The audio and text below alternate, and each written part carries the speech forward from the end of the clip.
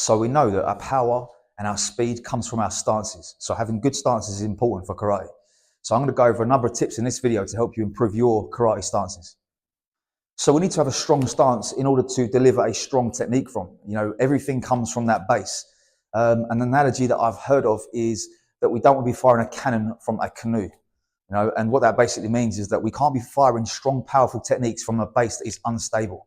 We need to be able to have a strong position from the ground in which we can deliver our powerful and fast and balanced techniques. So the first thing we need to do is understand where our feet should be or where our body should be in the stances that we're trying to get into. So, for example, if I'm making a Zenkutsu Dachi, I want to have my weight predominantly over the front leg, so roughly around 70% over that front leg, and the back foot is facing mostly to the front. So this kind of position here. I also want to think about having my front foot slightly turned in and have that active adductor muscles pulling the stance in to create that stability. I want to have that front foot wobbly like this and unstable. I want to lock that in place and have that tension. So I'm kind of actively sitting into the stance rather than just kind of planted on top of it. So again, back foot turned around to the front more so that I can create that tension as I open my hip up and drive forwards from here. I don't want to have this back foot facing outwards because then I lose that tension as I open my hip. So if I'm making Gyaksuki, for example, or open up for Gyaksuki or blocking, as soon as I do this, the tension is gone out of that back leg. So I want to keep that planted there and gripping the floor. So I'm kind of creating torque as I twist here. Now my body wants to drive back into that hip position to send the punch. Same for any of our other stances. We want to be actively thinking about what position we should be in rather than reverting back to sort of muscle memory and just sitting in a position. We want to be thinking about exactly how we should be and understanding the weight distribution and the positioning of the feet for each stance. So the next thing I want to do is understand how to transition through stances. So again, if we take that Zenkutsu Dachi position, I'm in that front stance there. I want to think about how am I moving from point A to point B. I don't simply just want to kind of, step through with no thought process as I'm moving through. I need to be thinking about how I'm transitioning my weight, taking my weight forwards over that front leg, drawing the back foot through, and then coming into my Zenkutsu Dachi this way.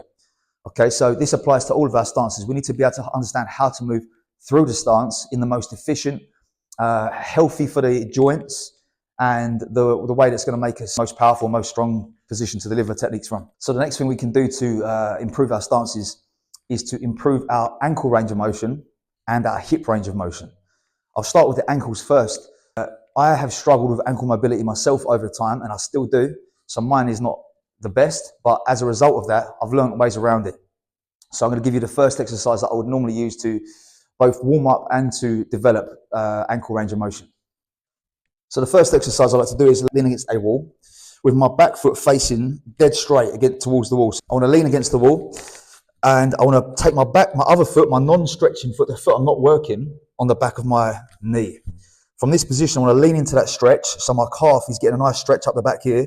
And then from here, I want to come up into a calf raise and then control the eccentric all the way down to the floor. Get that heel to the ground and then pop back up again. All under control. So I'm working through the range of motion there, strengthening the ankle through that full range of motion. I'd repeat that maybe six to 10 times on each leg as part of my warm-up and also as part of a progressive mobility exercise. The next thing I'll do is I'll come down to the floor and I'll have both legs out straight. The ankle that I'm going to be working, I want to take over the top of my non-working leg. And I want to hold onto my foot and I want to just turn it around in circles. So I'm making a full circle with that foot as far as I can, just using the hand to assist that movement around. So I'm taking my foot through that full circle of motion there and then go both ways. So we're just trying to improve that range of motion again. And this I can do again, maybe 10 rotations in one direction and 10 the other way, and then switch legs. Again, it can be part of my warm-up and also as part of my mobility session. For hip range of motion, one exercise I like to do, and I've got many other exercises that I like to demonstrate in other videos. You can check them out on this channel. But one I want to show in this video here is I want to come down to the floor onto my knees and I want to open my knees outwards. So I'm kind of making like a split, but with my knees still bent. I want to come to the forearms and sit my hips back into that position there. And this is quite a nice position just to sit in for a little while and really let the weight of my body open my hips up. and gradually try to work your hips closer and closer to the floor. So my final point to improve your stances is to strengthen your lower body. Okay, so I do this through in the gym via squats, Romanian deadlifts, split squats, all these kind of exercises. You know, just a general leg day is going to improve the strength of your lower half of your body, and as a result, improve your stances. It's going to also improve the speed at which you can move because you're going to be stronger. It's going to improve the strength of your techniques, and it's going to improve your kicking ability as well. So strengthen the lower half of your body and improve those stances. So there's a few ideas there that I like to use in my lessons on how to improve your karate stances. If you enjoyed that, please subscribe to the channel for more content like this. Drop a like on this video as well, and drop a comment to boost the algorithm, get more people seeing these videos.